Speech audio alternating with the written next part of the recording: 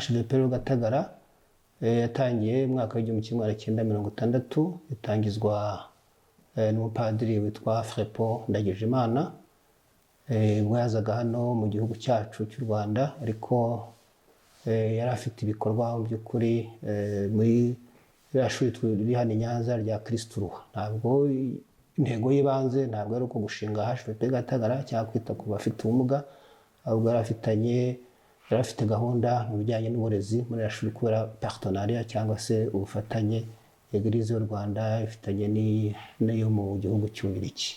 Ubwo rero nyuma yaho yaje kubona nyine ibibazo byari biri muri sosiyete yacu, umuryango nyarwanda, cyane cyane abantu bafite ubumuga. Icyo gihe hari inyito zitandukanye bitaga abantu bafite ubumuga, hari ibyo byorezo by'imbasa, donc hari indwara cyane cyane ku bantu bafite ubumuga, nta n'ubuvuzi bwari buhari ndetse n'uburezi. Ubwo rero yagize inspiration cyangwa yagize igitekerezo cy'uko mission cyangwa se intego ya mbere yari muzanye yahindura, noneho akita ku bikorwa ku buzima bw'abafite ubumuga.